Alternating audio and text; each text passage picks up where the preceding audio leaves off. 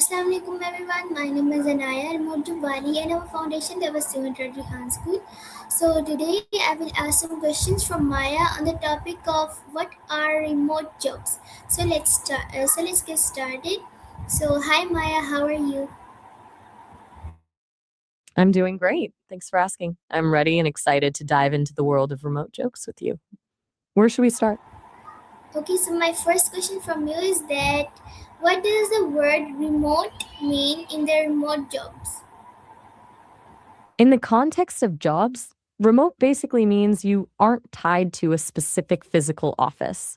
It means the work can be done from anywhere, your home, a coffee shop, or even a different country, as long as you have a way to connect to your team, usually through the internet. It's all about the output rather than where your chair is located. Okay, so my next question from you is that how are remote jobs different from the office jobs?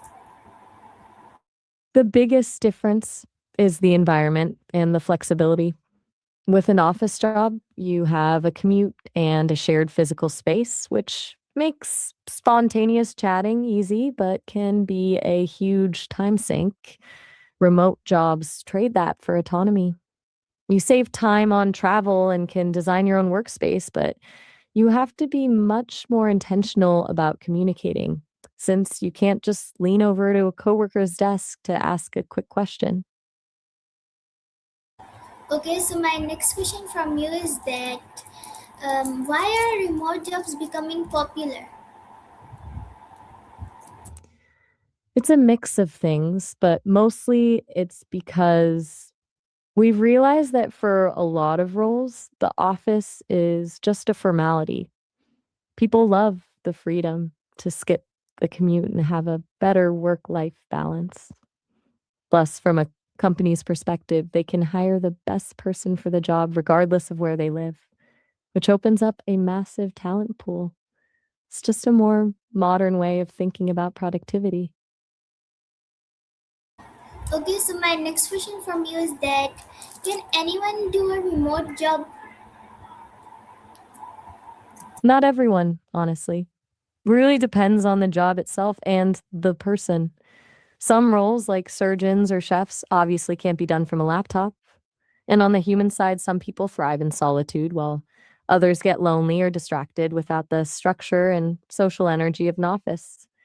Takes a certain amount of self discipline to stay on track when your bed is 5 feet away from your desk. Okay, so my next question from you is that what skills do you need for a remote job?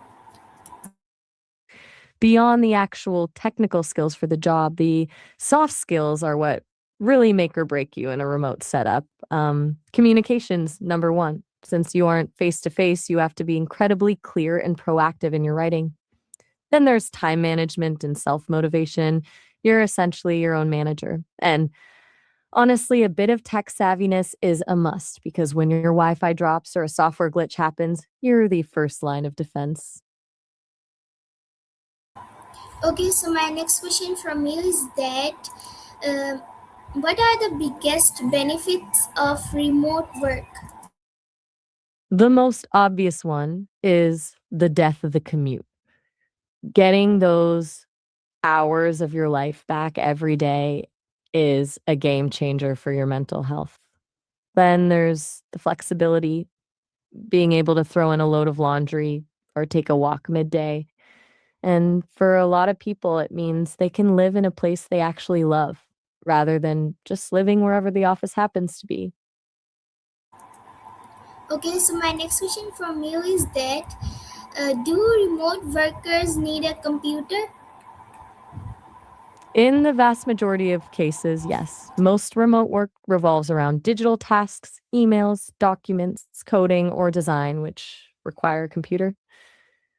That said, some people might manage their entire workflow from a tablet or a smartphone if the job is primarily based on communication or social media. But for a full time professional role, a computer is pretty much the non negotiable tool of the trade. Okay, so my next question from you is that is a fast internet connection important for remote jobs? Absolutely. It's practically the lifeline of the whole operation. If your internet is spotty, you're not just slow, you're invisible. Whether it's a Zoom call that freezes right when you're making a great point or a file that takes an hour to upload, a bad connection can make you look unreliable, even if you're doing great work. It's basically the modern equivalent of having a broken phone line in the 80s. Okay, so my next question from you is that can teenagers find remote work opportunities? They certainly can, though the options look a bit different than they do for adults. Since teenagers are usually still in school, they tend to find success in freelance style gigs. Things like social media management, graphic design, data entry, or even tutoring other students online are common starting points. It's a great way to build a portfolio and learn how to handle a professional relationship before they even graduate. Okay, so my next question from you is that which remote jobs are best for beginners? For someone just starting out, the best roles are usually the ones that don't require a specialized degree and let you learn the ropes as you go. Virtual assistance is a huge one because you get a crash course in organization and communication. Data entry is another safe bet since it's straightforward. Content writing or social media moderation are also great if you've got a knack for language or just spend a lot of time online already. They're a low pressure way to prove you can be trusted to get things done without someone hovering over your shoulder. Okay, so my next question from you is that can how do companies communicate with remote employees? Since they can't just walk over to your desk, they rely on a whole toolkit of digital apps for the day to day chatter and quick questions. Most teams use things like Slack or Microsoft Teams. It's basically like a giant organized group chat. And for the bigger stuff like meetings or brainstorming sessions, they use video calls on Zoom or Google Meet so they can actually see each other's faces. And for the long term stuff like project tracking and deadlines, they use tools like Trello, Asana, or Notion to keep everyone on the same page without needing 1,000 emails. Okay, so my next question from you is that can remote jobs be done from any country? Technically, yes, but there's a big but involved. While the work itself can be done from anywhere with a laptop and Wi Fi, the legal and financial side is where it gets messy. Taxes, work visas, and labor laws vary by country, so some companies can only hire people who live in specific regions. Then there's the time zone struggle. It's a lot harder to be a remote worker if your team is starting their day just as you're heading to bed. Okay, so my next question from you is that how do what tools do remote workers use every day? It's a pretty varied toolkit depending on the job, but there are few staples. Most people lean heavily on communication tools like Slack or Discord for the fast paced stuff, and Zoom or Google Meet for the face to face meetings. Then you've got organization tools like Notion, Trello, or Asana to keep track of what's actually getting done. And of course, cloud storage like Google Drive or Dropbox is essential so everyone can work on the same file without emailing 10 different versions back and forth. Okay, so my next question from you is that what how do remote workers attend meetings? It's almost entirely through video conferencing software. They jump onto platforms like Zoom, Google Meet, or Microsoft Teams. You just click a link in your calendar, your camera turns on, and suddenly you're in a virtual room with your team. Some people keep their cameras off if they're having a bad hair day, but generally it's the closest thing to being in the same room together.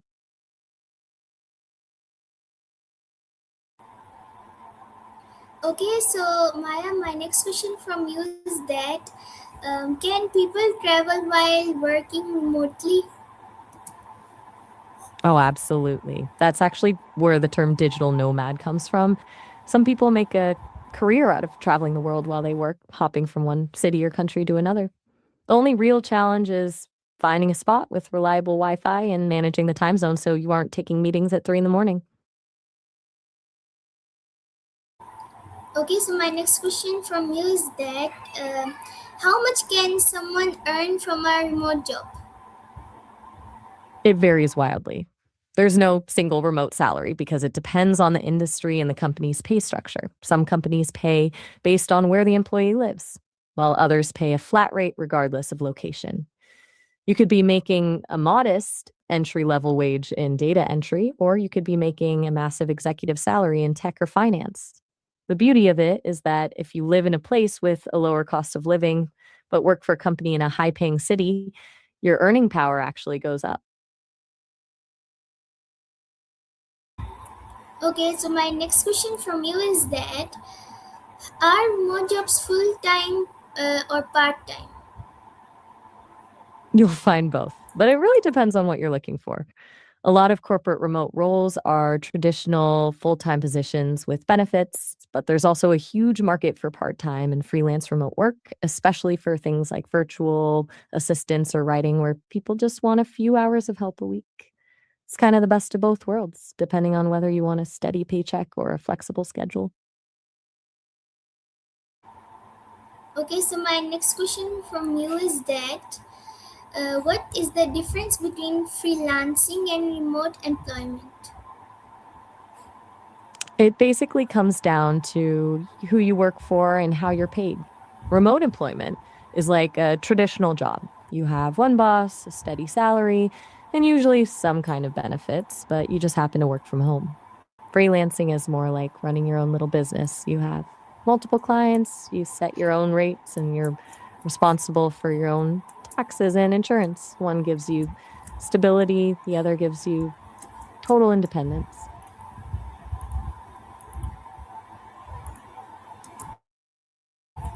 Okay, so my next question from you is that how can beginners find remote jobs online? The best way to start is by hitting up specialized job boards. Instead of just the big general sites, beginners should look at places like We Work Remotely or Remote OK, which are built specifically for this kind of work.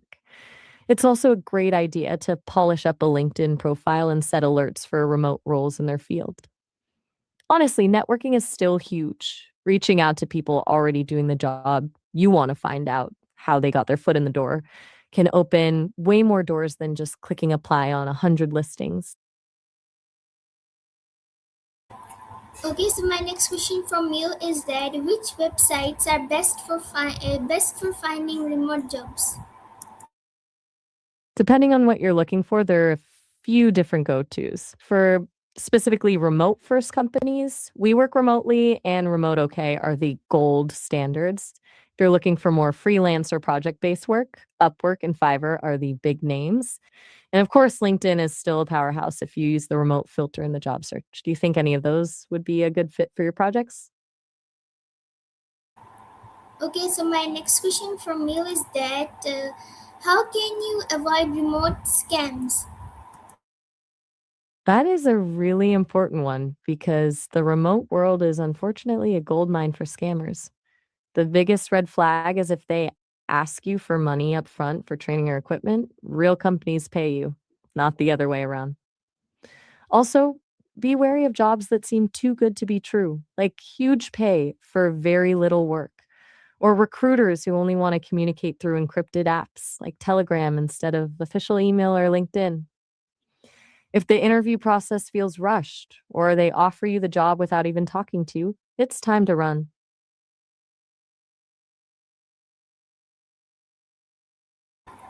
Okay, so my next question from you is that uh, do remote jobs require previous experiences? It's a bit of a mixed bag. A lot of the higher paying or more specialized roles definitely want to see a track record first because they're trusting you to work without someone watching over your shoulder. But there are plenty of entry level roles like data entry or basic virtual assistants where they're more interested in your reliability and your willingness to learn than a long resume. For those, a strong portfolio or Even just a really well written application can often outweigh a lack of experience. Okay, so my next question from you is that can you work remotely without a college degree? Absolutely. In the remote world, skills often matter way more than a piece of paper. In fields like coding, graphic design, digital marketing, or writing, a strong portfolio of actual work is the real currency. If you can prove you can do the job and deliver results, a lot of companies won't even ask where you went to school.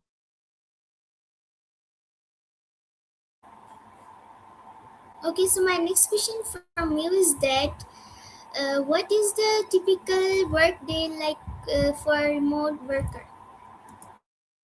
It's a total spectrum, but for most, it's all about the routine they build for themselves. Some people love a strict 9 to 5 to keep their sanity, while others treat it more like a flow, working in bursts when they're most focused and taking a long break in the afternoon. Usually, it starts with checking Slack or email to see what happened while they were offline, a few focus blocks of deep work, and then a handful of video calls to sync with the team. The real magic, though, is being able to swap a stressful commute for a morning coffee or a quick stretch. Okay, so my next question from you is that how do remote workers stay productive? It's all about boundaries because when your home is your office, it's easy for the two to bleed together. A lot of people swear by a dedicated workspace, even if it's just one specific chair, to tell their brain it's time to work. Then there's the time blocking method, where you schedule specific chunks of the day for deep work and other chunks for breaks. And honestly, knowing when to step away from the screen is the most productive thing you can do. Otherwise, you just burn out. Okay, so my next question from you is that can someone avoid distractions while working from home?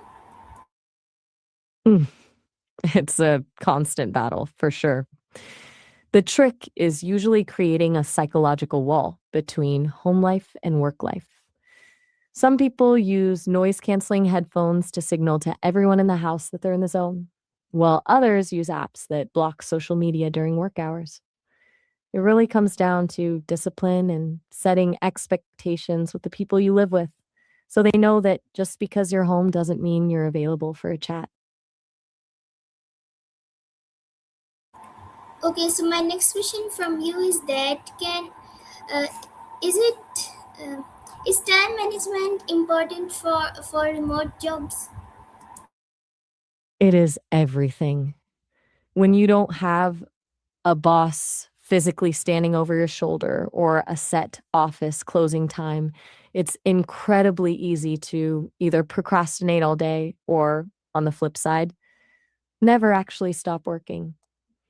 Being able to prioritize your tasks and stick to a schedule is the only way to stay productive without burning out. It's basically the difference between actually getting your work done and just feeling like you're working all the time. Okay, so my next question from you is that how do remote workers maintain a healthy work life balance? That's the $1,000,000 question. Biggest challenge is that the physical boundary is gone, so you have to build an emotional one. A lot of people use fake commutes, like taking a 10-minute walk before and after work, just to signal to their brain that the workday is over. It's all about being disciplined enough to actually close the laptop and walk away. Otherwise, your living room just starts feeling like a cubicle. Okay, so my next question from you is that how do can remote workers work while uh, inter uh, international companies? Yeah, they can. It's actually one of the biggest draws of remote work. A person in Bali could be working for a company based in New York or London without ever leaving their house. As we touched on earlier, the main hurdles aren't the work itself, but the logistics, things like navigating different tax laws, time zone gaps, and whether the company is set up to pay people across international borders. Okay, so my next question from you is that how can someone improve their chances of getting hired remotely? It all starts with proving you can handle the autonomy. Since a manager can't see you working, they need to see evidence that you're a self starter. The best way to do that is by building a portfolio. Show them a project you finished on your own or a blog you've managed. Also, tailor your resume to highlight remote ready skills. Instead of just saying you're organized, mention specific tools you've used like Trello or Slack and give examples of times you've successfully collaborated with people without being in the same room. It's all about reducing the perceived risk for the employer. Okay, so my last question from you is that do you think remote jobs will become more common in the future? Why or why not? I definitely do. The genie is out of the bottle now. Once people realized they could get their work done without spending 2 hours a day in traffic, there was no going back. Plus, as technology gets better, think more immersive virtual offices or better collaboration tools, the need to be in a physical room together just keeps shrinking. It makes the world a lot smaller and more accessible, which is a win for everyone. Well, that's a wrap on the questions. How do you think the recording went? Okay, so viewers, this was my talk with Maya on the topic of what are remote jobs. So hope you enjoyed it. So let's meet another talk with Maya like this. So till then, take care. Allah Hafiz, Pakistan Zindabad.